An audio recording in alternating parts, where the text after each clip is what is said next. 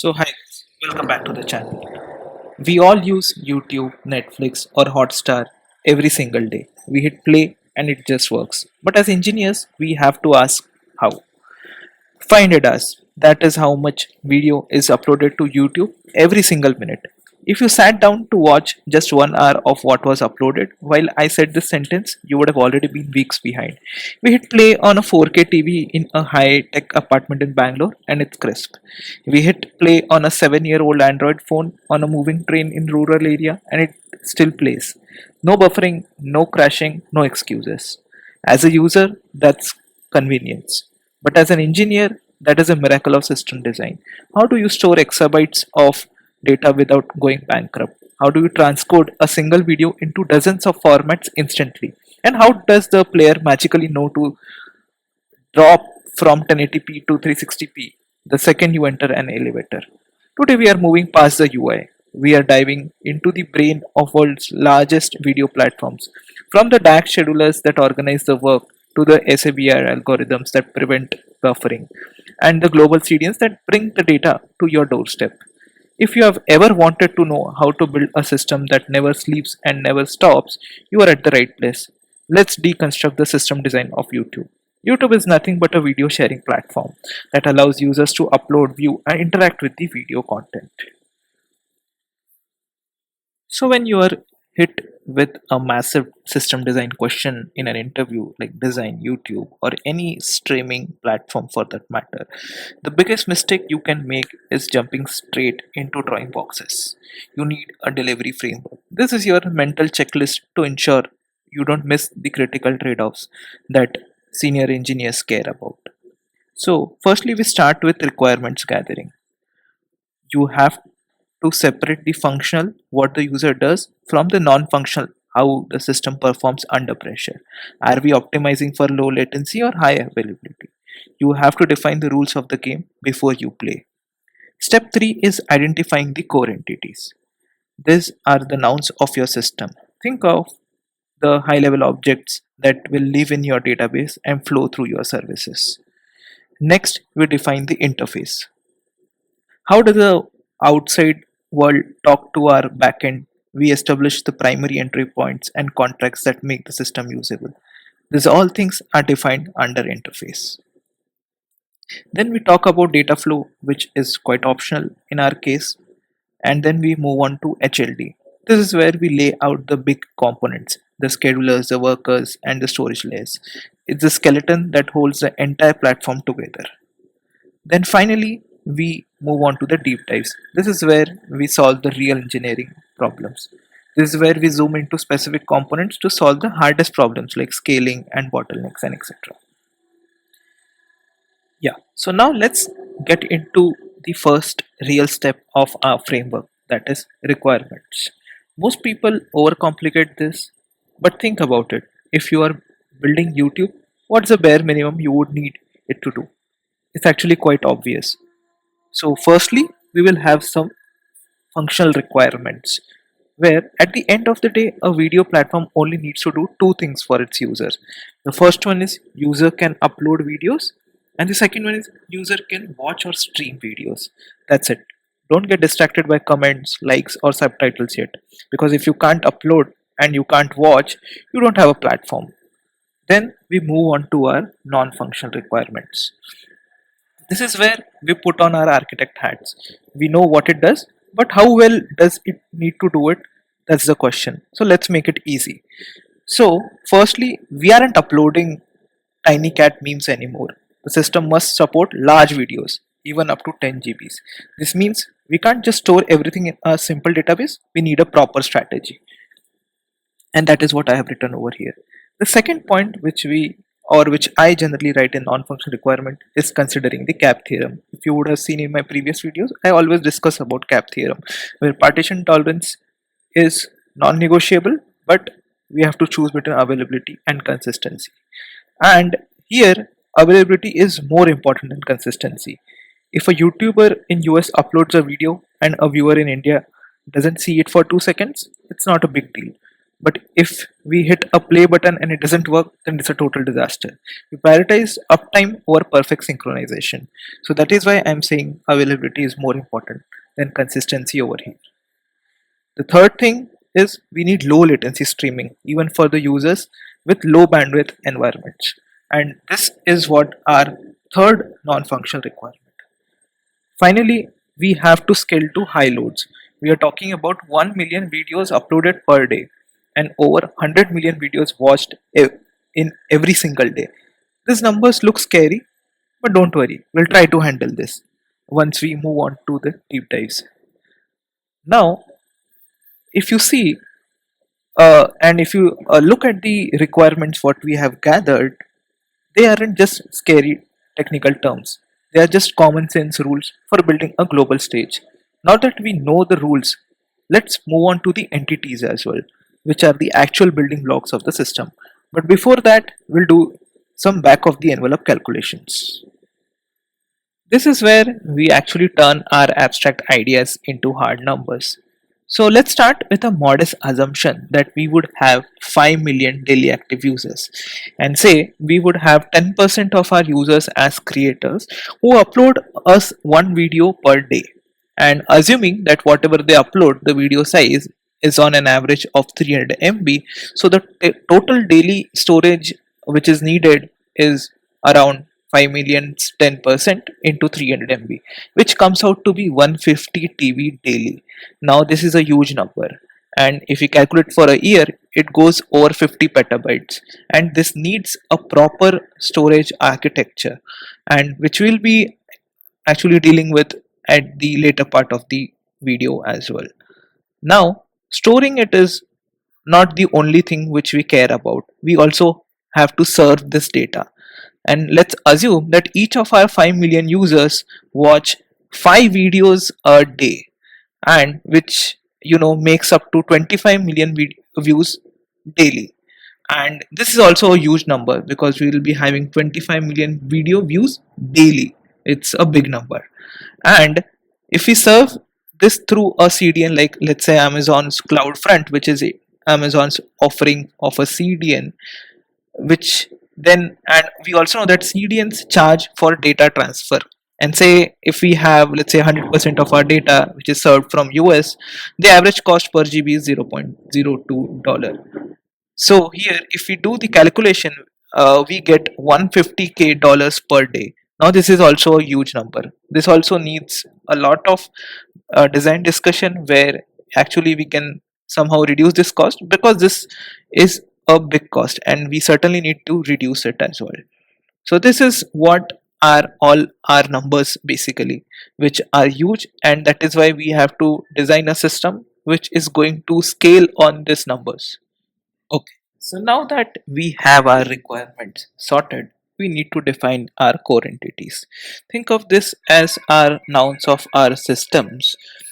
And at this stage, you don't need to know every single database column or technical detail.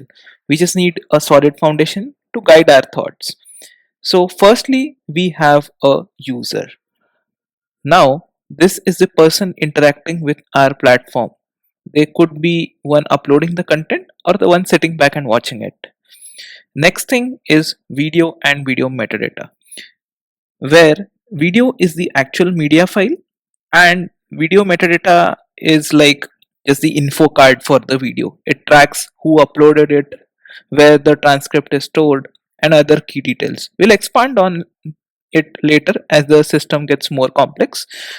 But in a real interview, keeping it simple is actually a pro move. It shows you are aligned with the interviewer before you are starting to over engineer something, which might be the case in most of the interviews. Now let's move on to the system interface or the API design. Once we have our nouns, we need verbs, basically our APIs. This is the primary interface users will interact with. We want to define this early because they act as a map for our high level design. So, to satisfy our first functional requirement, we will be defining this API where we need an endpoint to upload a video.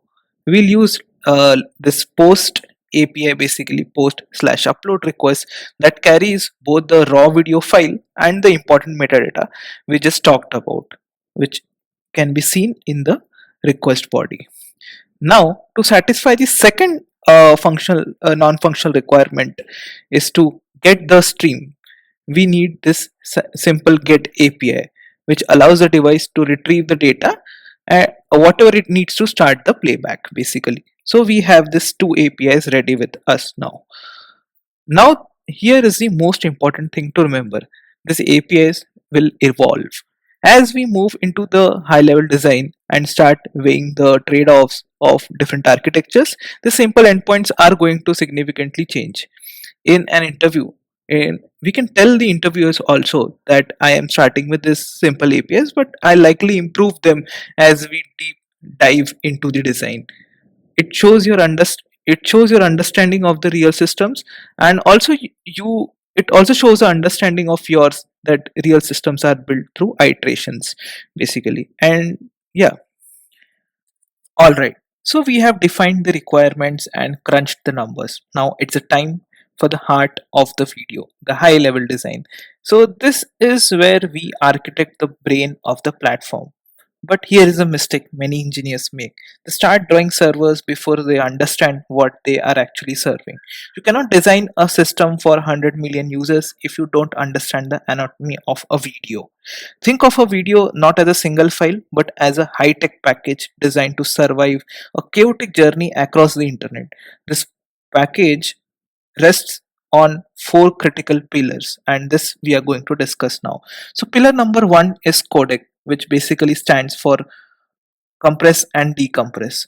So in simple terms, it is a mathematical wizard that shrinks massive video files so that they don't break the internet. So why do we need it? Because a raw video is a very fat file, I would say, and if we sent it as it is, your internet cable would melt. And that is why we have algorithms like H.264, and it is like an English language of a video. Almost every device on earth speaks it. And but if we look at AV1, it is an open source algorithm which is royalty free codec that actually reduces 30% to 50% of what H.264 gives as output. So when a company like YouTube switches to AV1, they aren't just updating the software, they are potentially saving billions in storage and bandwidth costs while giving you 4K quality on a 1080p data budget. So as we have seen that our goal is just to maximize the compression efficiency while maintaining visual quality. And as we discussed that we also have one more algorithm which is VP9, which is a Google standard, and it is like 30% more efficient than H.264. And as we have already discussed about AV1, which is a golden standard for 4K and 8K resolutions, as it saves 50% of data what H.264 uses. Now let's move on to the next pillar, that is bitrate. So if the codec is the shrinking machine, the bitrate is the speed of the data flow. It's like bits per second, that's it. And it is required to keep the video playing smooth. Now it's not a very random number, but it is basically based on our three choices whenever we start a video. So the first one is resolution, the second is frame rate, and the third one is pixel depth. So this three things contribute to what we call as raw bitrate. Now let's move on to resolution. What is resolution? So whenever you start a video, you are given a choice of, let's say, a set of 3 to 4 resolutions, let's say 480p, 360p, 720p, or 1080p for that matter, or 4K also. So now when we talk about 480p, it is just a grid of 640 cross 480 pixels. So if you just multiply those numbers, you get 307 200 pixels per frame. So for every resolution we would have some pixels per frame. So in case of 480p, it is 307 200. Now let's talk about the frame rate. Now frame rate is generally how many frames are there in a particular second, and generally it is 30 fps or 60 fps. That means if we call 30 fps, that means that there are 30 photos in 1 second. If we talk about 60 fps, there are 60 photos in a second. That means 60 frames in a second. The third thing is pixel depth. Now this pixel depth is the amount of data which you would use for a single pixel. So naturally, if we use more data, that means we can show more vibrant colors in our videos. So let's say our pixel needs 24 bits of data to represent any kind of color in our world. So when we do the math for this, for an uncompressed file of 480p stream, we would get around 221 mbps. We have just multiplied the three numbers what I just mentioned over here. 307200 is the number of pixels, 24 bits are the bits required for each pixel, and we would have 30 frames in 1 second. That is why we get 221 mbps.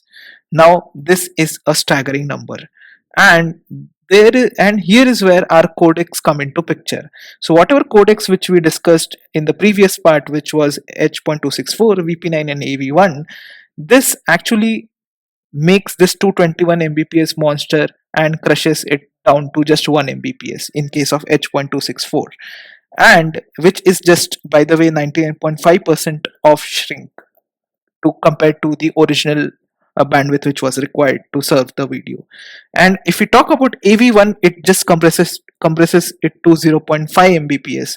This isn't just technically good, but it is also a reason that you can watch videos on a moving train in a rural area without buffering. And this is a very important thing, that how codecs are used to save our data, and our videos actually don't buffer. Now video is not about just moving pictures. It has audio tracks, subtitles in, let's say, tens of, or hundreds of languages, and metadata. We need a box to hold them together, and that is what we call as video container. And we use a process called muxing to interleave this different streams into one file, like a .mv4 mp4 file, or a .webm file, or a .mkv file. So this whole process is called muxing, and the whole file which we get after interleaving this streams is called a video container, and which can be of any type, let's say .mp4, .webm, and whatever we have discussed just now. So this container is just an envelope, and the codec is just a language inside the letter. The container gets the package to your device, but the codec is what your device uses to actually read the message, I would say. Now let's talk about the manifest files. This is the most brilliant part, I would say. Modern streaming doesn't send you one big, let's say, a 2 GB file. If it did, your internet would cut down to 99%, and you would have to, and let's say if your internet cuts down at 90%, you have to start over. So instead of the system being doing in this way, it slices the video into tiny 2 to 5 second chunks. The manifest is just an instruction manual that tells your player how to find them. So basically, your player first grabs the master manifest of the video. It sees that we have 1080p, 720p, and 360p versions available, let's say. Then, if your Wi-Fi signal drops, the player doesn't stop. It instantly switches to a low bitrate manifest, and this is what we call as adaptive bitrate streaming as well, when you switch between the manifest files. So what we do is, when we hit a play button, phone first downloads the master manifest file. It lists every version of the server of the video which the server has. Let's say a server would, let's say whenever you hit a play button, server would respond with that I have a 1080p at 5 mbps, and let's say it uses AV1 codec. It would also tell that, maybe if it has multiple options, it will tell that I have 720p at 2 mbps. Now once the player chooses the version, or you choose a version, let's say you choose that I want to see the particular video in 720p, it opens the media manifest file, which is again a different type of manifest. So as we have talked about, the first one is master manifest file, which gets downloaded when you start the video, and after that, once you choose the resolution uh, in the particular video, a media manifest file of that particular resolution gets downloaded as well. Now what this media manifest file contains is basically the TS files, or basically the chunk files, or the 5 second chunks which we have created, or the server has created for every video, are sent to the user. or to the client, and then it incrementally downloads this chunks, and this is how we are able to you know get the streaming done for a particular video. Now if in between your internet has, let's say, dropped, and then what you would do is it will conveniently shift from 720p to 360p chunks. So basically the media manifest file would be different for all different resolutions. So you would have one media manifest file for 720p, you would have one more for 360p, you would have one more for, let's say, 144p. If your signal drops, then we would download another media manifest file of 360p, and originally if you're watching on 720p, we would download for 360p and just serve the chunks from that 360p file. So 360p file, manifest media manifest file would have the links of the chunks basically, which would be basically stored in any kind of blob storage, let's say S3 or any kind of other cloud providers blob storage. Okay, so now that we have learned all the components of our videos, now is the time to see it in practical. How does all these things work? So if you see over here, I just clicked on stats for nerd, and once you click on it, you will be able to see everything what we just discussed. Here you see that the codecs section over here, where we are able to see the codec as well of like what is the codec being used over here. So if you see that AVC1 is the codec which is used over here. This Opus is a codec for basically the audio, and this AVC1 is the codec used for your video. You can also see the video ID here. Later we will be discussing more on this, where this video ID can be our shard key for our database, because this is going to be a unique ID. Then you can also see the resolution over here, what we have just chosen in our player. Then we can see the connection speed, the buffer health. So as of now, whatever the chunk or whatever the segment which my system has downloaded, we can see that the 15.44 second is the length of the chunk. So if I just played it for just second, it got reduced and suddenly it increased because it downloaded the new chunk, and this is what my buffer health is right now. So you can see everything over here. You can see my connection speed, you can see my network activity, and everything over here. This is the thing which I just wanted to show you, so that you can correlate with what we just talked right now. I'll also show you how the manifest files also look like. I'll just open a video streaming platform, that is Twitch, and where I'll just randomly load one normal stream, let's say this stream. And if you look at here, and if I do a inspect element, if you see over here, I'll just reduce the voice. And if you see in the network tab, for this particular thing, you would be, I have just filtered the fetch request basically. So if you see over here, this is the manifest file, where you have all the basically chunks with you, all the chunk files, chunk related blob storage objects are over here. So if you just click on it, you can also view the chunk what we just mentioned. So if you see over here, it's the small chunk of, let's say here in this case it is like 10-15 second chunk, which is coming to us in a form of stream.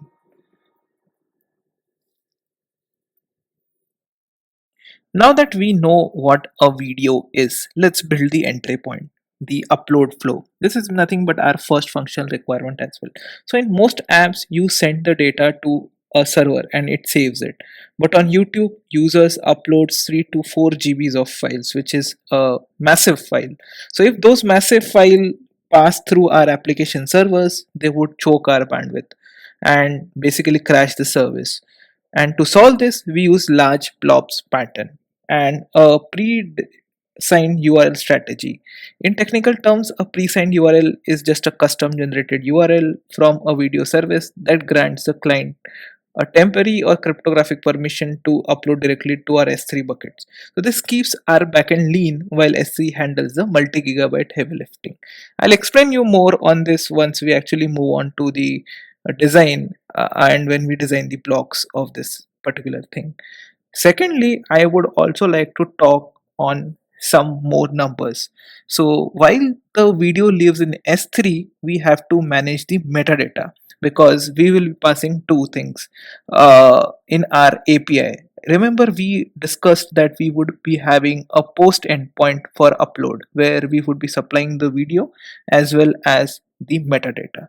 Now, talking about the metadata, uh, what we would do with that, we also need to store that metadata somewhere. So if we had 5 million daily active users, as we have discussed in our back of the envelope calculations as well, where and we assume that 10% of the users are the creators and they upload one video a day, so that is around 0.5 million videos daily. And over the year we would be hitting 182.5 records in the DB. And because of this scale where we are storing 182.5 million records, we would need a DB like maybe a Cassandra DB, where which is a NoSQL DB, and we would use the video ID as a shard key, because for this huge data we will obviously need the database to be horizontally partitioned. And when we talk about horizontally partitioning, we would obviously have sharding, and for that sharding we will need a shard key, and in our case video ID can be our shard key. So this we have already seen in our demo, that there was a video ID in stats of nerds, for nerds, and that same video ID I think can be used as a shard key for our metadata DB. Now that we will move on to the actual design, where I have taken the client, where client will interact with the API gateway, and instead of now hitting the upload API, as I already told you that we will be evolving our APIs. So instead of directly calling the upload API, we would ask for a pre-signed URL to the video service. Now what this will return is basically client will give the video metadata as well as the video. Okay, with that it will hit this particular endpoint, which is pre-signed URL. Once it hits the endpoint, the video service will actually send the pre-signed URL to the client. And if you can see, the client video service will send back the pre-signed URL where the client can directly upload the file. Okay, and whatever the metadata which the video service got from the client, which was available in this particular pre-signed URL request, is stored into the video metadata DB, which in our case would be, let's say, a Cassandra DB. Now what happens is the client would actually, put the video directly into this S3. So initially, if you would have seen that, what happens is, let's say a client is there. If you would have not followed this large blobs pattern, what would happen is client would take a video. That video will actually go on to this particular video service. Now video service will on itself will again upload it to S3. Now here our backend service is also lifting the huge huge file which client has uploaded. So we'll be uploading two times. So instead of that, what we do is we directly upload it to S3. So now we have reduced one hop and we directly upload to S3, I would say, which is a good thing for us. Now we have saved a lot of time, and now S3 is doing the major heavy lifting to where client will get a pre-signed URL. As I already told you, pre-signed is like, it's like telling the user, hey, you just have 30 seconds, now upload one single file to this particular URL, and it will be uploading that file to this particular S3 bucket. Okay, now obviously client would have a as I said, that let's say if they upload a 3-4 GB file, obviously we need this file to be chunked. Okay, so what we do is, we in this pre-signed URL we would return some 100 or 150 pre-signed URLs to the client. Now it's client's responsibility to chunk that particular video in whatever the amount, whatever the sizes it wants to, and then upload that particular chunks one by one on the S3. Okay, so this is how a video upload would work. Okay, now that we have discussed how the video would actually will be uploaded by the user to the basically our servers, where video service will basically store the metadata into our Cassandra DB, and our file would actually go to some blob storage, in our case which is S3. Now once the video is in S3, how do we actually store it for longer term? We have three options, and the choice we make here defines the quality of our platform basically. So if we talk about option 1, where we store the whole raw video, this is a naive approach.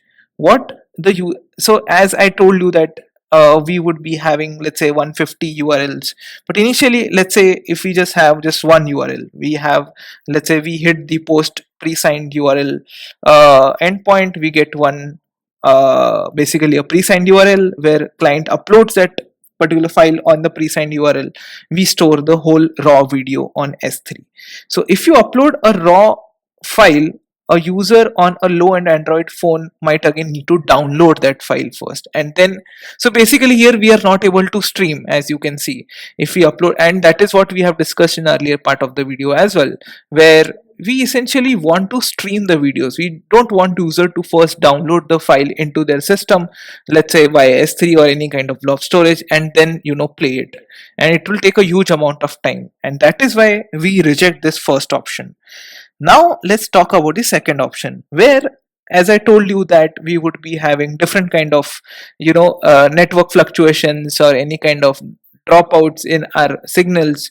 What we would do, we would actually ask for lesser bit a lesser resolution to our video player, right?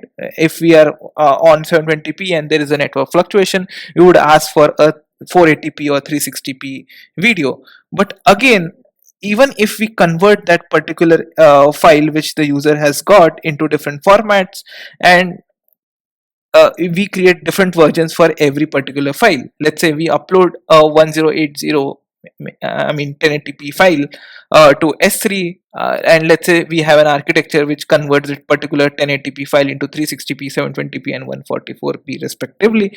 And whenever the user's network falls down, we serve that 720p or 360p or 144p file to the user. But again, here there is a main problem. User has to download that file, and essentially we are not streaming once again. So second option also, even though we have converted the file into different formats, it's not serving our cause.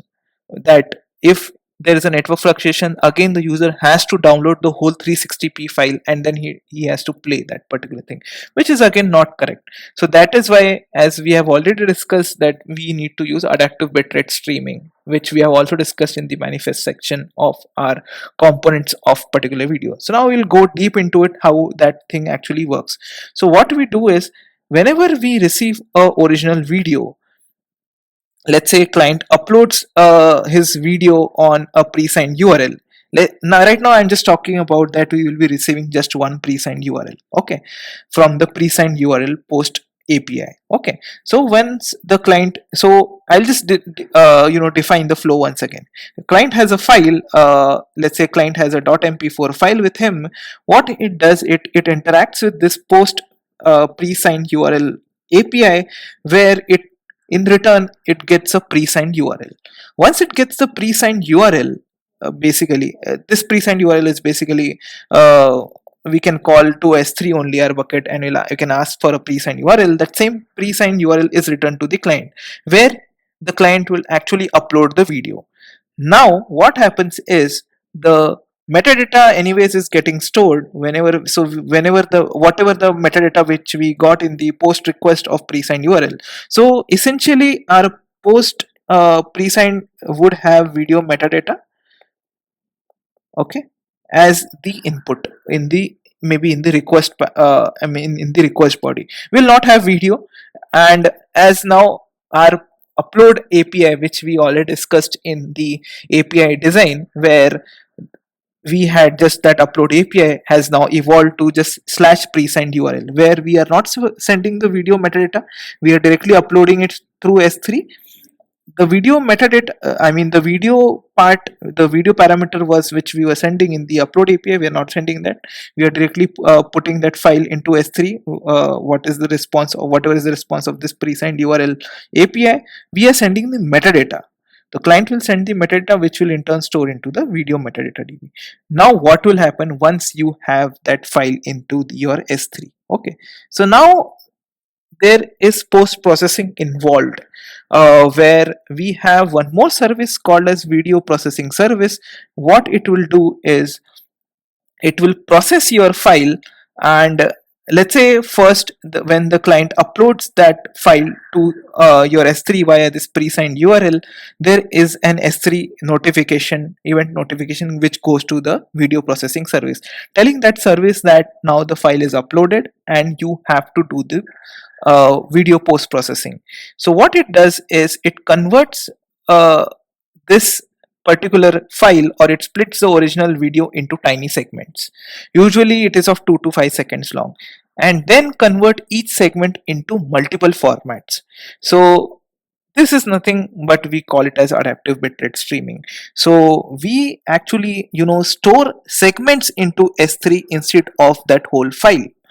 Now once we have this different types of formats for a particular original file, and in different video formats, we would be also storing the S3 URLs of that particular video format chunks into our video metadata DB once again, so that we can, so whenever we are retrieving or whenever the client is watching the video, it can just fetch out the S3 URLs of the chunks of that particular resolution.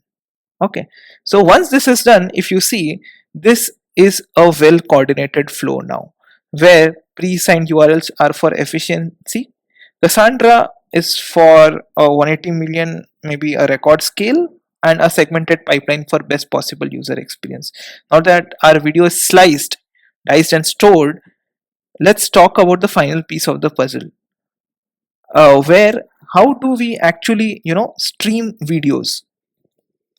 So now let's move on to the second functional requirement, where we were saying that users can stream videos. Okay, so we have our video processed now, and we are storing that in segments. Now, how does a user actually watch it? The simplest way, or the naive approach, as I've already mentioned in the above flow, I'll just be reiterating that because we covered most of it in the last functional requirement only, but let's just reiterate that. So the simplest way, or the naive approach, is to just have the client download the entire video, right, once we would have actually uploaded the video.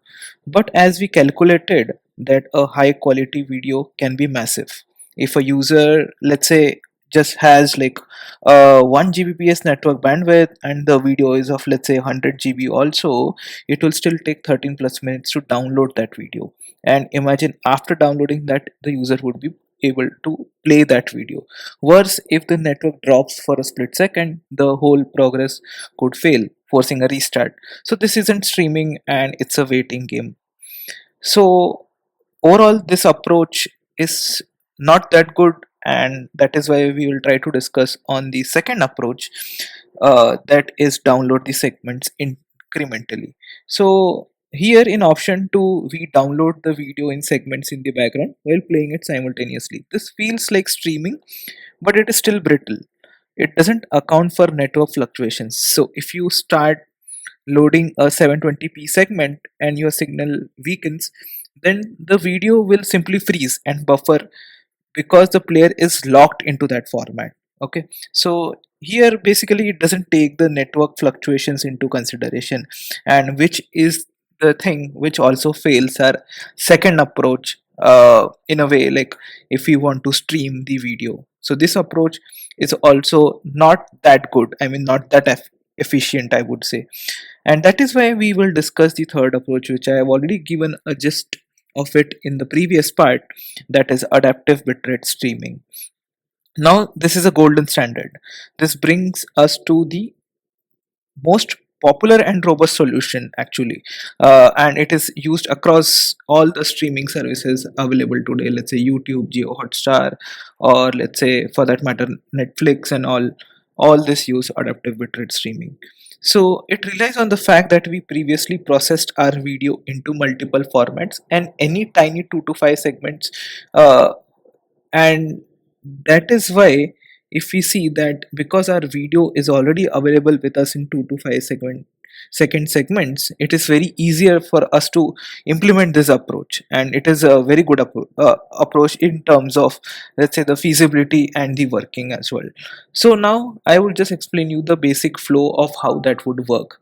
So we have already discussed about the one of the component of, like, one of the major component of the video, that is manifest files. So here, for adaptive bitrate streaming, which we call ABS, is also using the same thing, where when you hit a play button, the client first fetches the manifest file from the S3 via our video service. Okay, and after that, this manifest acts like the table of contents. Like, it tells the player that I have 1080p, I have 720p segments, I have 480p segments.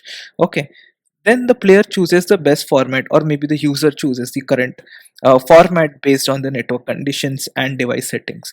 If the client detects that the bitrate is dropping, it doesn't stop. It gracefully attempts to download the lower resolution segments in the next few seconds. So here, in a way, this approach is kind of, as I have already mentioned, that it is very simple, and it is very, if we say that it is very adaptive, because anytime if you have got any kind of network fluctuations, the bitrate will lower down, and we will automatically choose a lower resolution. And as we have already discussed, that for every resolution we have a media manifest file. So at start, we download the master manifest file or the main manifest file, and after that we download the media manifest files for that specific resolution, where we have the S3 URLs, or let's say, I mean, the storage URLs of that particular segment. So now that we have discussed the adaptive bitrate streaming, now we can safely say that there will be no buffering problem at all. I mean, we would have reduced this buffering problem at that extent, that until unless your internet goes to zero, I mean, there is no internet connection, then only mostly your video will get paused. Otherwise, your video will start uh, playing, and you won't face any kind of buffering issues, though the quality will increase and decrease with the network quality of yours. So here is just the high level diagram of what we just discussed, and this is quite evident now that the flow would be very straightforward, where the client hits our API gateway first, and it will request for a pre-signed URL from the video service. This video service will basically give us the pre-signed URL whenever the client is requesting it to. Then the user will automatically upload that massive file directly to the S3, instead of sending that to the video service. It will be directly uploading to S3 via that pre-signed URL, and there would be no load to our video service. Then simultaneously we store the video details like title, uploader, and all the metadata also via via video service to this video metadata table, where we got the video ID, uploader ID, description, and many other things with that as well whenever we make a request for pre-signed URL. As soon as the S3 receives the file, it triggers an S3 event notification, which we can see over here. So once you upload a file here, the S3, once the file upload is complete, it will trigger a event notification to the video post processing service, which is this service over here. This is essentially a pipeline. We will deep dive into this pipeline also, what exactly happens in the pipeline, where our video actually is segmented into multiple segments, and how that is done, we'll be like looking into it in the deep dives as well. But at as of now, you can just think that our video will be segmented using this video processing service. Now, as soon as the event is triggered, video processing kicks in and slices the video into segments and transcodes them into different format. We then update the metadata DB with the S3 URLs for every formatted segment. So that is what you can see over here, where we upload the S3, where we just make a request to the metadata table, where we update the S3 URLs of each of the chunks, or each of the segments, I would say in this case, to the metadata DB, so that Whenever a viewer wants to watch a video, they hit the get/video API and fetch the manifest, and that manifest will basically have all the S3 URLs of our segments, and they start downloading those segments based one by one based on the network speed. So this is how our whole flow will work. And there you have it, for from a raw file upload to globally distributed adaptive stream. This architecture ensures that whether you are uploading a 4K vlog or watching on a 3G connection in rural area, the system remains reliable, scalable, and most importantly, buffer free. All right. So now that we have covered the high level design, now it's the time to move to the deep dives. So here in the deep dives, first we will see that as we have mapped out the high level flow where users upload metadata scales and the viewers actually stream. But now we need to zoom in. How does a raw 10 GB file actually transform into streamable chunks without crashing our servers? So let's move into the deep dive of the video post processing pipeline. So currently our video is sitting in S3 as a giant raw data block. We can't serve this to the billion users yet, and different devices need different formats, and slow network need lower bit rates. We need to optimize it, and that's what happens over here in this particular block. Okay, so now that we have seen that client usually interacts with the S3 storage directly to upload the file and also to download the segments which we discussed in this particular flow, we also need to see that how this particular video processing service actually works, and this is where we are going to zoom in right now. How does this particular service work and what are the components inside it? It also uses some temporary storage for itself, and this is actually hidden to the client doesn't know what exactly is happening over there, and how we are serving this content through CDN to the users. So let's move on to the video transcoding architecture, where we see we have a preprocessor, we have a DAG scheduler, we have a resource manager, then we have task workers, and which use some temporary storage, and at the end we have that encoded video. So let's move on to the preprocessor first, what exactly this is and what is the importance of it in our current architecture. So what it does, it basically breaks the video into GOPs. GOPs is nothing but group of pictures which are independent 2 to 5 segment chunks. We have already discussed in our video that these are basically the segments. As we have already discussed that our video is converted into segments, this is what it does. So the preprocessor is responsible for slicing the video into GOPs, which we are just saying that is just group of pictures, and is essentially a 2 to 5 second chunk. And this is crucial because it allows us to process pieces of the video parallelly, and this is uh, the most critical part with the preprocessor is, although it's GOP slicing, the other one is DAG generation. The preprocessor creates a DAG, which is directed acyclic graph, which is a custom execution map for a specific video. So if we take an example, let's say if you upload a 4K video, then the DAG which is generated for that 4K video would be like this. Let's say in the DAG, the step A would be extracting the raw video and audio. Okay, and let's say there is step B and C for that, where we transcode the video to 1080p and let's say 720p. So we have step B as transcode the video to 1080p, and step C as, let's say, transcode the same video to 720p.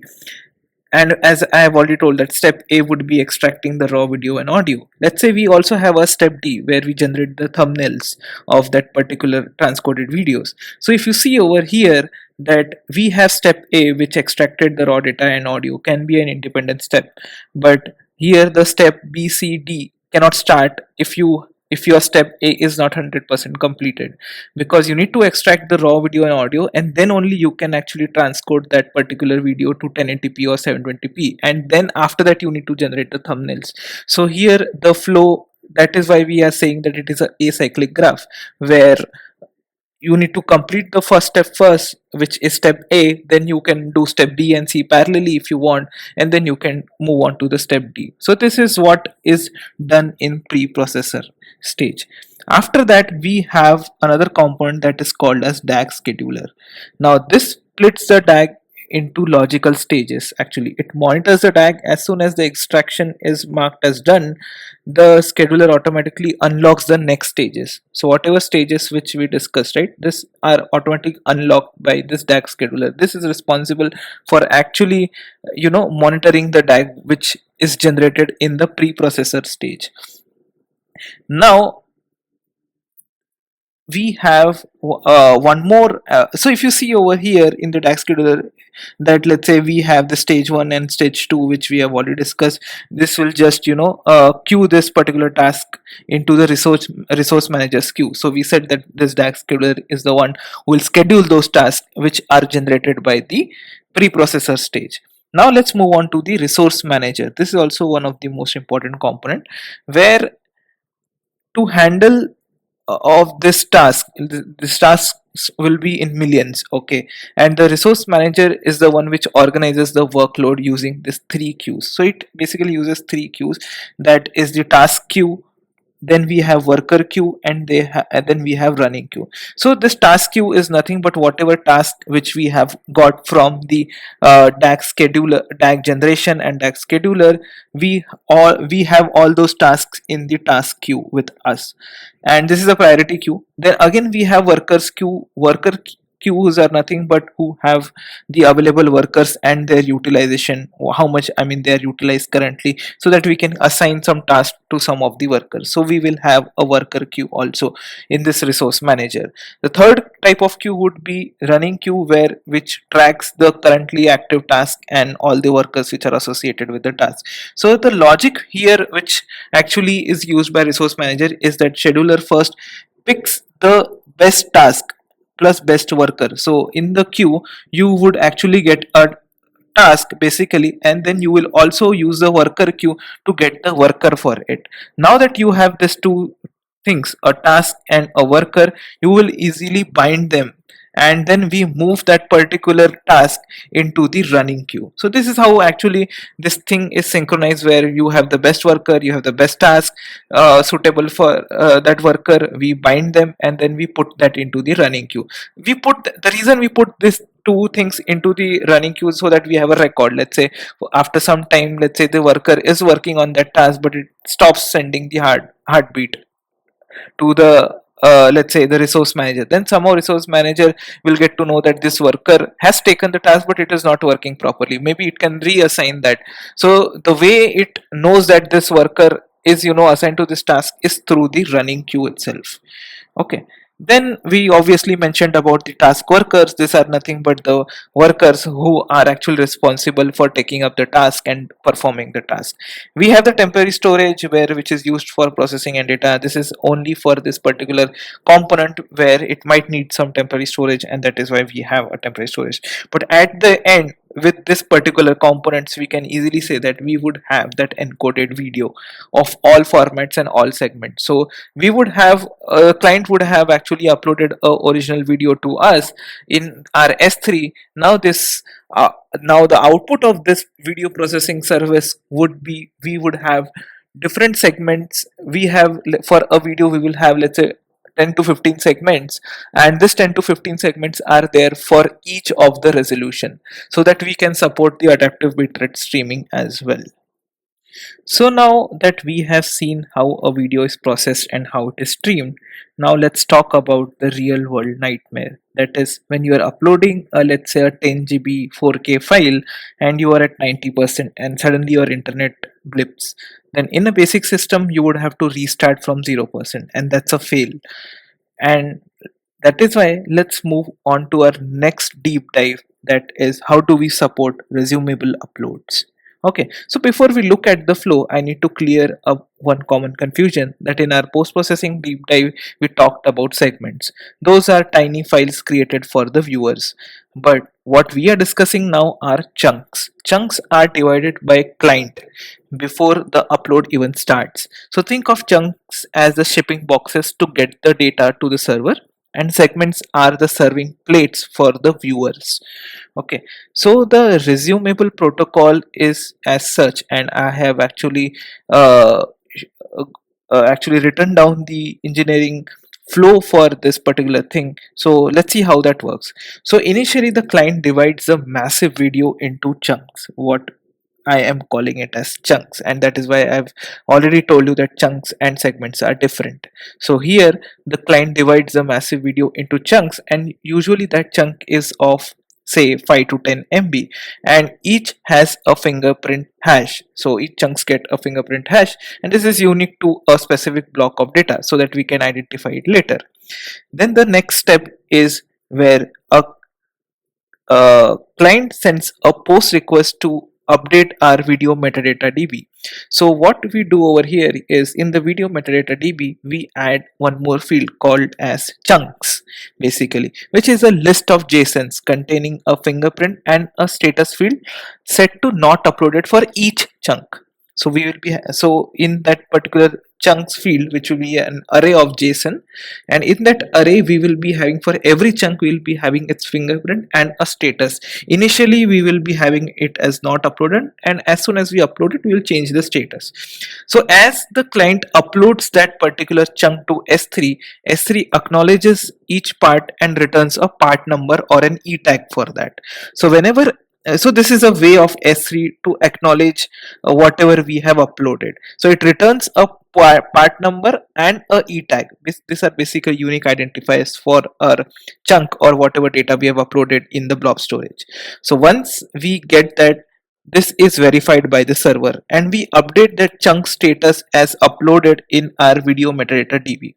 So which is our which is inside our Cassandra DB basically. So in this video metadata table we'll be adding we'll be updating the status of each chunk whenever we get this e tag and part number, and it will be updated as uploaded, whatever status we are going to put over there.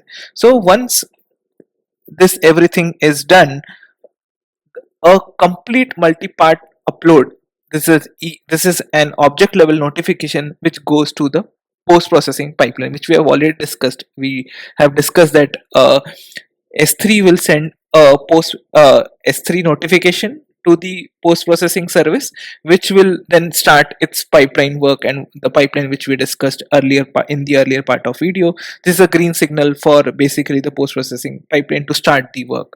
And this will help in a way that we don't waste our CPU cycles processing a half uploaded file. Basically, once the file is fully uploaded, our all chunk statuses in the video metadata table have the status as uploaded. Our post processing service will start its work. Now what happens if the user closes their laptop in mid upload, or let's say there is a network failure? Then when they reconnect, the client fetches the video metadata from our service. Okay, then it looks at the chunks list and sees exactly which fingerprints are marked as uploaded and which are not. The client simply skips those and resumes the uploading only the in missing pieces. So this is how we will be supporting the resumable uploads, because from the table we will be getting to know that which chunks are yet to be uploaded, or whose status is still not uploaded, or the fingerprint or other details are not there for that chunk. So we can start from that particular chunk, and this is how we achieve the resumable uploads for a particular video, no matter how big it is. So we have seen how a single upload works, but as engineers, we have to build for the world. We are not just designing for one user, we are designing for 5 million daily active users. And even if 10% of these users upload just one video a day, we are looking at 182.5 million records, which we have already discussed when we discussed the number of records we'll be putting in our database every single year. So for that, let's move on to our deep dives on how do we scale this system and manage the massive costs associated with it. So firstly, we would do horizontal scaling for our video service, where this scaling would actually help us in handling the incoming request more efficiently. The second thing is the video metadata. We choose for this, we can choose Cassandra DB, which we have already discussed, because it is built for high scale write operations, and this can be horizontally partitioned as well. So we will use video ID as our shard key for this case. So this ensures that our data is evenly distributed across the cluster and preventing any single node from becoming a hotspot. The another thing which we would do is, instead of what we would do for speed optimizations with this big videos, how do we actually help that? For global platforms, latency is the enemy, and instead of uploading a 100 GB file to a single central server, we split the video into chunks, which we have already discussed, aligned with the GOPs, and upload them to the nearest upload centers. So in a way that we would also be requiring S3 applications, where we use cross region replication in S3 to keep geo distributed copies of the data. This ensures that if a user in Mumbai is watching a video uploaded in New York, the data is already close to them, right? So this is why our speed and everything would increase if we have nearer upload centers to the users. So whatever the chunks are uploaded to the nearer data center of the user's location. The third thing which we would discuss, I mean, the last thing I would say in this case is CDN cost optimizations. If you remember, we did CDN costings as well, where we got to know that we will be spending around 150k dollars over there. And as I told you, that we'll be discussing in the deep dives how can we reduce that. So in a way, we can reduce it in such a way that only popular content should be served via CDN. And if a video is only getting, let's say, 10 views a month in a specific region, there is no need to replicate it across all global CDN nodes. And that is why we that is how we can actually save the CDN costs as well, because CDNs mostly charge based on the data transfer rate from them, and we should not be keeping not frequently accessed data into the CDNs, and not essentially replicating across CDNs across our whole regions, or the number of CDN upload centers whatever we have. The next thing which we can do is like quite optional: build your own CDNs, like how Netflix did. It partnered with some or the other ISPs. And here is what other companies also can do: that build your own CDN nodes and partner directly with some ISPs, like let's say Comcast, or for uh, uh, let's say the other ones are like AT&T and Verizon, to just place your servers right in their data centers. And this would actually cut down the middleman and drastically reduce the bandwidth costs also. Now with this, we have completed all the deep dives, and we have covered everything from our functional requirements, how users upload and stream videos, to the complex non-functional requirements like reliability, global scalability, and cost efficiency. We have also seen how adaptive bitrate streaming keeps the player running without buffering, how DAC schedulers orchestrate massive transcoding jobs, and how resumable uploads ensure that not a single byte of user data is lost.